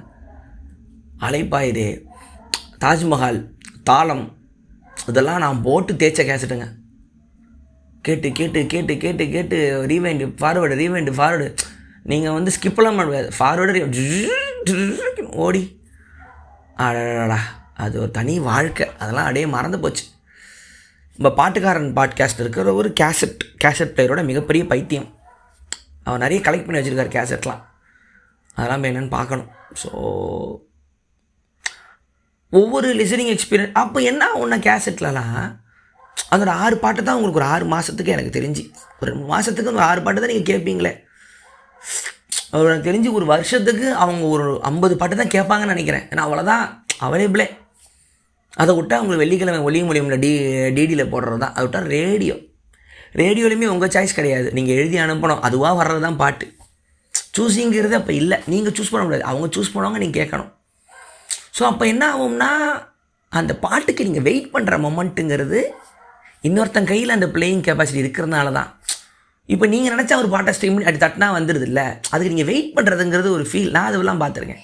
இப்போ என்ன பாட்டு வரும் அந்த ஆர்ஜே விளக்குவார் இந்த படத்துலேருந்து எம்எஸ் சுசாந்த் இயக்கி அந்த பாடல் வாலி எழுதியதுன்னு பயோவோடு வரும். அந்த வெயிட்டிங் இருக்குல்ல, அந்த பாட்டுக்கான மொமெண்ட் எல்லாம் வந்து இப்போ இருக்க ஜென்ரேஷன் கொஞ்சம் மிஸ் பண்ணியிருப்பாங்க. அது வந்து நான் ரேடியோவில் இருந்திருக்கேன், நான் ஆர்ஜேவாக இருந்திருக்கேன். என் டைம்லலாம் வந்து செல்ஃபோனில் பாட்டு கேட்கலான்னு வரும்பொழுது ரேடியோவோட வேலை குறையுது. எங்களுக்கே சொல்கிறாங்க, ஆர்ஜியில் ரொம்ப நேரம் பேசாதீங்கப்பா, பாட்டு போட்டுருங்க. ஏன்னா அவன் செல்ஃபோன்லேயே நேராக பாட்டு ஏற்றிக்கிறான் மெமரி கார்டில், ரேடியோ பக்கம் வர மாட்டேன்றாங்கன்னு அந்த டவுன்ஃபாலாக நான் பார்த்தேன். Technology can change the way you consume art. அதுதான் இந்த பாட்காஸ்ட்டில் பார்த்துட்ருக்கிறது. ஸோ இது ஒரு மாதிரி ஒரு கல்ச்சர். கேசட்லாம் வினைல் வந்து எனக்கு ஆசை, நான் பார்த்ததில்லை, அது ரொம்ப ரேர். இப்போ கூட வாங்கணும், 1500 ஒன்று வாங்கினேன். ஒரு செகண்ட் ஹேண்ட்ஸ் வினைல் பிளேயர் ஒன்று வாங்கினேன். ஒரு வினைல் ரெக்கார்டு 50 ரூபா 100 ரூபா, ரொம்ப காஸ்ட்லியெல்லாம் இருக்குது. கலெக்ட் பண்ணுறவங்களாம் இருக்காங்க. அந்த சவுண்டிங் வந்து வேறு. இப்போ எல்லாம் விண்டேஜ் ஃபீல்டுக்காக வாங்கி வைக்கிறாங்களே தவிர அப்போ அது ஒன்று தான் அவைலபிளாக இருந்த டைமில் இருக்கும். இசை தட்டுக்கள், இந்த கிராமஃபோன்களை வாங்குவதற்கு HMB அணுகுவோம்னு உங்களுக்கு நீங்கள் இளையராஜாவோட டைட்டில் கார்டெலாம் பார்த்தா வரும் இசை தட்டுகள். அப்போ நம்ம வீட்டில் வாங்கினாங்களான்னு தெரில, கேசட் எப்போ வந்துச்சு எனக்கு தெரில. இந்த வினைல் பிளேயர்லாம் யாராவது கேட்டிருக்காங்க, உங்கள் வீட்டில் அம்மா அப்பா தாத்தாலாம் இருந்தால் கொஞ்சம் பாருங்கள். யாராவது உங்கள் வீட்டில் வினைல் பிளேயரு வினைல் ரெக்கார்ட்லாம் இருந்துச்சுன்னா ஓக்லி ஃபேன்ஸ், இந்த எபிசோடோட அந்த நம்பரை போட்டு டேக் பண்ணி நீங்கள் இன்ஸ்டாவில் போடுங்க, ஐ வில் ஷேர். அப்புறம் கேசட் பிளேயர் இருந்தால் கூட நீங்கள் ஷேர் பண்ணுங்கள். த வே யூ கன்சியூம் மியூசிக்குங்கிறத நம்ம பார்க்கலாம். எப்படி நீங்கள் பாட்டு கேட்பீங்க அப்படிங்கிறத எனக்கு நீங்கள் இன்ஸ்டாவில் வந்து ஃபோட்டோவாக போட்டு ஷேர் பண்ணுங்கள். ஐ வில் ஷேர் ஓக்லோடி இன்ஸ்டா பேஜில். ஏதோ அப்படியே வந்து அழகாக இன்னும் எழுதி வச்சுருந்தா எனக்கு இதிலே அழகாக டைம் ஓடுது. ஸோ திருப்பி அப்புறம் சொல்லலைன்னா உங்களுக்கும் தூக்கம் வராது. ஓஷோ சொல்லும், அது ஒரு மீம் கண்டென்ட்டாகவே ஆகிடுச்சு. ஓஷோ சொல்லும், எனக்கே மற்றவங்க சொன்னால் தான் நம்ம பழக்கம் நமக்கு தெரியும்ல. நான் இவ்வளோ தூரம் சொல்லியிருக்கேன், ஓஷோ சொல்லும் அப்படின்னு. ஓஷோவுக்கு வந்து இசை வந்து தியானத்தை உண்டு பண்ணலாம், அது இசையே இல்லை, அது அவருக்கு. அவர் ராக்கை திட்டுவார், ஜாஸ்லாம் பைத்தியக்காரனோட மியூசிக்கும் பாரு. அவரை பார்த்தவங்க இசை கேட்கும்போது உங்களுக்குள்ள ஒரு உள் அனுபவம் ஏற்படணும்னு சொல்லிட்டு இந்தியாவோட சினிமா பாட்டை திட்டுவார். இந்த இசையை மரபு தான், கிளாசிக்கல் மியூசிக் தான் அவருக்கு. அந்த மாதிரி நீங்கள் அப்போ அந்த குட்டி ஜோப்பை சொல்லியிருப்பேன். குட்டி ஜோப்போட மியூசிக்லாம் இருக்கும். ஹார்ட்மென் ஒரு செம்ம பியானிஸ்ட்டு. குட்டி ஜோப் பார்த்தோன்னே என் குருவே நீ தான் இருக்குன்னு சொல்லி பின்னாடி வந்துட்டார். அர்மேனியா அவரு கற்றுக்கிட்ட அவர் போய் ட்ராவல் பண்ணதுலேருந்து மிஸ்டிக்கல் மியூசிக்லாம் நிறைய கொண்டு வந்தார். இதெல்லாம் கேளுங்க, இதெல்லாம் கேட்டால் உங்களுக்குள்ள உள்ள அனுபவம் நிகழும்னு சொல்லி அது ஒரு பெரிய ஒரு மிஸ்டிக்கல் ட்ரெடிஷன். அது இசையில் அது நீங்கள் நிறைய இந்த புத்தா ரிலாக்ஸேஷன் மியூசிக்லாம் போடாதீங்க. போட்டால் அப்படியே புத்தாவோட அந்த இதெல்லாம் ஒரு மாதிரி இருக்கும். ஆர்டிஸ்ட்டு தேடுங்க. நீங்கள் பிரைன் ஈனோ அந்த மாதிரி நீங்கள் ஷோப்பின் கூட ஒரு மெடிடேட்டிவ் மியூசிக் தான். மொசாட்டோட பியானோ கன்சர்ட்டோ எல்லாமே மெடிடேட்டிவ் மியூசிக் தான். அவங்களுக்கு தெரியாது அவங்க தியானத்தை நோக்கி தான் வச்சுருக்காங்க. ஹரிபிரசாத் சௌராசியா ஃப்ளூட்டிஸ்ட்டு, ரவிசங்கர், இவங்கெல்லாமே இந்த கிளாசிக்கல் மியூசிக்லாம் கேட்டுலாம் பழகு. கொஞ்சம் போர் அடிக்கும், ஆனால் தூக்கம் வரலன்னா தயவு செஞ்சு சித்தாரு ஃப்ளூட்டெல்லாம் போட்டுருங்க. டாயின்னு பார்த்து கர்நாட்டிக் போட்டுறாதீங்க, ஜேனா இருக்கிற தூக்கம் போயிடும். இன்ஸ்ட்ருமெண்டல் போடுங்க, அதெல்லாம் போட்டு பழகி பாருங்கள். இதெல்லாம் கேட்டு போர் அடித்தாதான் உங்களுக்கு ஏன் இளையராஜா ரகுமானை தூக்கி வச்சு கொண்டாடுறாங்கன்னு உங்களுக்கு புரியும். இப்போவும் நான் ஹெட்ஃபோன் தான் தேடிக்கிட்டு இருக்கேன், வாங்குறதுக்கு ஹெட்ஃபோன் தான் தேடிக்கிட்டு இருக்கேன். அனுப்பிச்சாங்க அது ஹெட்ஃபோன் பார்த்து பார்த்து வாங்கணும். அது ஒரு குட்டி குட்டி குழந்த மாதிரி கையிலே இருக்கும் அது. அது ஒரு விஷயம். ஸோ இசை கேட்பது அப்படிங்கிறதே வந்து ஒரு பெரிய ஒரு கலை. அந்த ஒரு சரியான சமயத்துக்கு சரியான, இப்போ எல்லாம் இளையராஜா மழை பஜ்ஜின்னு ஜோக்காக போட்டாலுமே அதுதான் கல்ச்சரில். ஒரு மழை வந்தால் பாட்டை ஆன் பண்ணுறோங்கிறது நமக்கு உள்ளே இருக்க ஒரு ஃபீலிங், இனோஷன்.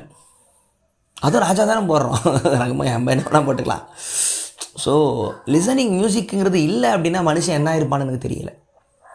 ஸோ என்ன சொல்கிறாங்கன்னா 7 இசைங்கிறது உலகத்தில் 7 ஸ்வரங்கள் இருந்தாலும் அதை கிரகிச்சிக்கிற ஒரு சக்தி இருக்கிறவன் மனிதன். அதை க்ரியேட் பண்ணவும் முடியும். ஆனால் 7 ஸ்வரத்துக்குள்ளே தான் க்ரியேட் பண்ண முடியும். 8வது அவனால் போக முடியாது. ஏன்னா அவ்வளோதான், நீ இயற்கையில் அவ்வளோதான் இருக்குது, நம்ம அவ்வளோதான், நமக்கு அவ்வளோதான் முடியும். அதில் நம்ம என்ன பண்ணுறோங்கிறத ராகமோ தாளமோ கான்சர்ட்டோ சிம்ஃபனியோ ஒப்பேராவோ அவன்கார்டேவோ மியூசிக்கோ ஹிப்ஹாப்போ சாம்பிளிங்கோ ஜாஸோ பங்கோ ராக்கோ எல்லாமே மெட்டலோ எல்லாமே வருது. ஸோ இப்போ நிறைய பேர் தெரியும், இந்த ஸ்பாட்டிஃபைல பார்க்கும்போது சைடில் உங்களோட ஃப்ரெண்ட்ஸ் எல்லாம் என்ன கேட்குறாங்களான்னு தெரியும். அதெல்லாம் வந்து பார்த்துக்கிட்டு இருப்பேன், யாரெல்லாம் எந்தெந்த டைமில் அந்த பாட்டெலாம் என்னென்ன முறையெல்லாம் கேட்குறா அப்படிங்கிறத பார்ப்பேன். ஏன்னா மியூசிக் லிசனர்ஸை வந்து ஒரு ஒரு ஒரு அது ஒரு ஆர்ட் ஃபார்மாக ஆக்கணும். பிளேலிஸ்ட் க்ரியேஷனுங்கிறது வெளிநாட்டிலாம் ஒரு தொழில். அதில் கோடி ரூபா சம்பாதிக்கலாம் இருக்குது. அவன் பிளேலிஸ்ட் க்யூரேஷன் ஒன்று இருக்குது. படத்துக்கு டரண்டினோ மாதிரி டைரக்டர்ஸ்லாம் வந்து பிஜிஎம் ஒரு ஆளை வைக்காமல் பாட்டையே தூக்கி மேலே போடுவானுங்க. பாட்டை சூஸ் பண்ணி அவன் விரும்பின பாட்டை தூக்கி. உங்களுக்கு கார்டன் ஸ்டேட் அப்படிங்கிற படத்தோட சவுண்ட் ட்ராக் கேளுங்க, அந்த படம் பாருங்கள், சவுண்ட் ட்ராக் கேளுங்க, திடீர்னு சொல்லணும்னு தோணுச்சு. You love it, best. அந்த டேரக்டர் அதுக்கப்புறம் ஒரு படம் தான் எடுத்தார், சரியாதும் போல். ஆனால் அவர் அந்த கதை எழுதும் பொழுது அவர் என்னென்ன பாட்டெலாம் கேசட்டில் கேட்டு எழுதினாரோ அதை அப்படியே படத்தில் பேக்ரவுண்ட் மியூசிக்கை வச்சுட்டார். கார்டன் ஸ்டேட் அது பாருங்கள். ஸோ பிளேலிஸ்ட் கல்ச்சர், பிளேலிஸ்ட்டு இந்த 500 Days of Summerல வந்து இந்த ஸ்மித்ஸுங்கிற ஒரு பேண்டை கேட்டே 2 லவ் கரெக்டாக வைக்கும், 2த்துக்கும் சம்மருக்கும் இவனுக்கும். இந்த பாட்டு கேட்பீங்களா, ஆர்டிஸ்ட்டு வச்சுலாம் கரெக்டாகவும். நீங்கள் இந்த பாட்டு கேட்டிருக்கீங்களா? எனக்கே உண்மையை சொல்கிறேன், ஈரவழி காவியங்களோட ஜுக் பாக்ஸ் போகிறேன், கமெண்ட்டு ஃபுல்லாக வோக்கலி ஃபேன்ஸ் தான். கண்ணில் தண்ணி வந்துருச்சு. இவ்வளோ பெரிய ஆள் இளையராஜா, அந்த ஆள் பாட்டு கீழே கமெண்ட்டில் என் பேரை பார்த்துட்டு ஏதோ கேசி போட்டு போகிறோம், யாரை கேட்டு நீ என் பாட்டை சொல்லுவாயோ நல்லா இருக்குன்னு சொன்னாங்க. அது ரொம்ப ஒரு ப்ரௌட் மூமெண்ட். இந்த பாட்காஸ்ட் ஆரம்பிச்சது நம்ம அம்மாட்டெலாம் கண்டேன், பாருமா ஃபுல்லாக என் ஃபேன்ஸ் தான். ஏன் எதுக்குடா இளையராஜாக்கெல்லாம் எதுக்குடா அவங்க ஃபேன்ஸ்லாம் வராங்க? இல்லைம்மா அவங்க நான் தான், நீ பெரிய இவன் பாட்டை சொன்னது இல்லைம்மா, யாருக்கும் தெரியலம்மா. அது நான் ஏதோ உருப்படியாக ஒன்று பண்ணதுன்னு எனக்கு மனசுக்கு அடிக்கடி தோணும். ஏன்னா ஒரு பாட்டை கேட்க வைக்கிறோங்கிறதே பெரிய விஷயம் இல்லை. நீங்கள் ஒரு பாட்டை நீங்கள் ஷேர் பண்ணுறீங்கிறது பெரிய விஷயம் நினச்சிக்கிட்டு இருக்கீங்க, சாதாரண விஷயம்னு. உங்களோட சந்தோஷத்தை ஒரு ஆர்ட் ஃபார்மில் பகிரும்போது இன்னொருத்தன் கேட்டு அவனும் சிரிக்கிறான், அழுகுறான், தூங்குறாங்கிறதுலாம் அது ஒரு டிவைன் மொமெண்ட். அதில் ஒரு ரூபா வராது, ஆனால் அதோட இம்பேக்ட் என்னன்னு ஒன்று இருக்குல்ல, அது காசாகவே பார்க்க முடியாத ஒரு விஷயம் ஷேரிங்கிறது. ஏன்னா எனக்கு இந்த வோக்கலோலியோட அத்தனை மெசேஜ்லையுமே உங்களோட நாலேஜை உங்களுக்குள்ளேயே வச்சுக்காமல் வெளியே தரீங்க, அப்படி ஒரு மயிருமே கிடையாது. ஒரு நாலேஜை ஒருத்தக்குள்ளே வச்சுக்கிட்டால் என்ன பிரோஜனம் இருக்குன்றீங்க? ஒரு மயிருமே இல்லை. உண்மையிலே அதில் எந்த பிரோஜனமும் இல்லை. இது ஐன்ஸ்டீன் அவருக்குள்ளே வச்சுருந்தாருன்னா அவரை பற்றி தெரிஞ்சிருக்க போகணுமா? இல்லை, ஒரு நாலேஜ் ஒரு ஆக்ஷனாக இருக்கணும், இல்லை ஷேரிங்காக இருக்கணும், அவ்வளவுதான். அது பரவனாதான் அந்த ஷேர், அது பரவனாதான் அது நாலேஜே. என்னன்னா ஒரு சராசரி விஷயத்தையே பண்ணுற பெரிய விஷயமா சொல்லும் போது எனக்கே ஆச்சரியமாக இருக்குது. இல்லையே இது ஒன்றும் அவ்வளோ ஒன்றும் ஸ்பெஷலாக நான் ஒன்றும் வந்து பாராட்டணும்னா ஒன்று சொல்லியே, இது அதுக்கு தானே இவ்வளோ விஷயத்தை கற்றுக்குறோம். இப்போ நீங்கள் மச்சான் இந்த படம் பாரு, ஏன் நீ இன்னும் பார்க்கலன்னு ஃப்ரெண்டு கிட்டே ஏன் சொல்கிறீங்க? வந்தா இல்லை மாப்பிள்ள, நான் சந்தோஷப்பட்ட மாப்பிள்ள, நீயும் பாரு உனக்கு பிடிக்கும். அவன் பிடிக்கலன்னு சொன்னால் உங்களுக்கு ஒரு கோவம் வரும், என்ன நமக்கு பிடிச்சதேன்னு. அது ஈகோ கிடையாது. என்னடா நமக்கான சந்தோஷம் உனக்கு ஆக மாட்டேங்குதுங்கிற ஒரு வெறுப்பு, ஒரு கடுப்பு, அது செல்லமாக ஒரு ஃப்ரெண்ட்ஷிப்பில் போயிடும். சார் இந்த பாட்டு கேளு உனக்கு பிடிக்கும் மச்சான், செம்ம பாட்டுறான் ரிப்ளை வரும்போது எவ்வளோ ஹாப்பியாக இருக்குது. கலையோ அறிவோ நாலேஜோ ஷேர் ஆகணும் தான். ஓஷோ சொல்லும் டெய்லி ஒரு ஓஷோ சொல்லும், பணம் எவ்வளவு பேருக்கு போதோ அவ்வளோ பேருக்கு உபயோகம் பார். எனக்கு தெரிஞ்சு பணத்தை பற்றி கிளியராக சொன்ன ஒருத்தர் அவர் தான். ஒரு 5 ரூபா இருக்குது, நீ ஒரு தேன் மிட்டாய் வாங்குற, அது அவருக்கு போகுது. அந்த 5 ரூபாவில் அவர் ஒரு தேன் மிட்டாய் வாங்குறாரு, அந்த 5 ரூபாவில் இன்னொருத்தன் ஒரு தேன் மிட்டாய் வாங்கினா ஒரு 5 ரூபா 50 பேர் போகுது. ஆனால் அந்த ஒரு 5 ரூபாவில் 50 பேர் தேன் மிட்டாய் சாப்பிட்றாங்க அப்படிம்பார்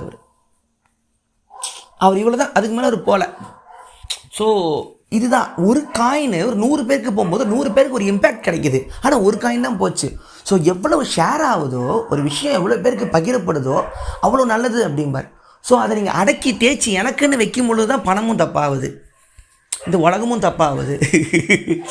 இதுதான் உலகம். இப்போ நம்ம பேசிகிட்டு இருக்கோம்ல, என் மனசில் இருக்கிறது பேசி நீங்கள் அந்த பக்கம் ஹெட்ஃபோனில் கேட்டுட்டு சிரிக்கலாம், கண் கலங்கலாம், தூங்குறீங்களே, இவ்வளோதான் உலகம்.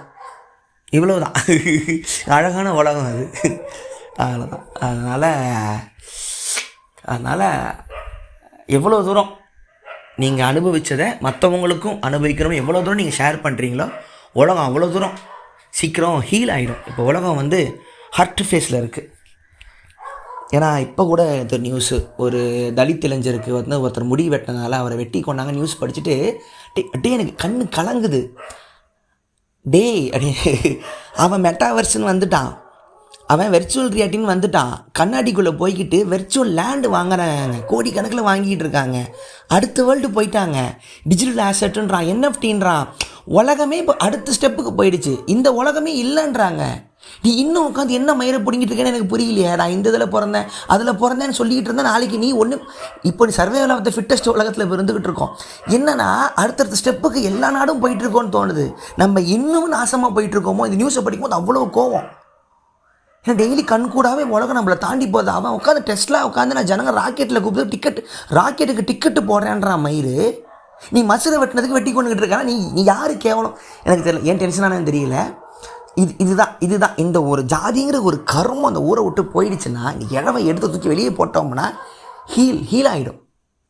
அது ஹீல் புரியுது. அமெரிக்காவில் ரேசிசம் இல்லையா, நிறவரி இல்லையா, இருக்குது. அங்கேயும் இருக்குது. உலகத்தில் மனிதனுக்கே பிரித்து பார்க்குறது இருக்குது. இல்லைங்களே, நான் என் ஊரில் நான் என் பிறந்த மண்ணை மயிரை பற்றி மட்டும் தான் நான் பேச முடியும். அவன் பிரச்சனை அவங்க பார்த்துக்கிட்டு இருக்கான் அழகாக. அதெல்லாம் விடுவோம், சரியாகும். அது ஏதோ அதுவாக வரும். எல்லோரும் மாறுவார்கள், நல்லா திருந்துவார்கள்.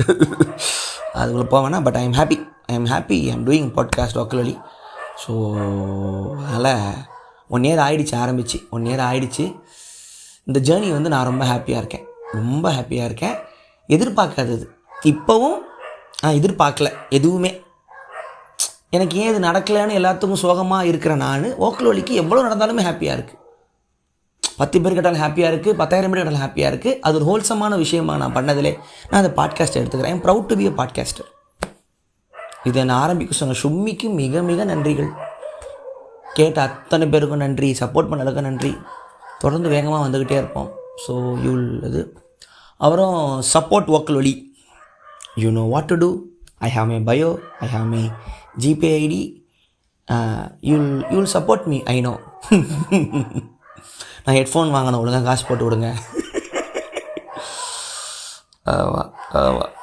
அதனால் நன்றி. Support locally. வேறு ஒன்றும் இல்லை. உங்களுக்கு இதை பற்றி ஏதாவது ரிவ்யூஸ் சொல்லணும்னு இருந்துச்சுன்னா உங்களோட ஆடியோ மெசேஜ் ஆங்கரில் எனக்கு அனுப்புங்க. அது I will add in the next episode. So thank you. 53 நிமிஷம் பெஸ்ட்டாண்டா ஒரே டேக்கில். நன்றி. இது உங்கள் விஜய வரதராஜின் ஓக்கலொலி.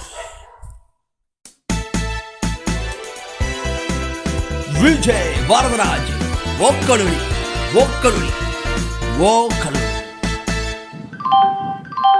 அனைவருக்கும் வணக்கம். நீங்கள் கேட்டுக்கொண்டிருப்பது உங்கள் விஜய் வரதராஜின் ஓக்கலொலி. आप है तमिल पीपल का लिसनिंग है विजय वदराज वकलोली का पॉडकास्ट ये कहना है.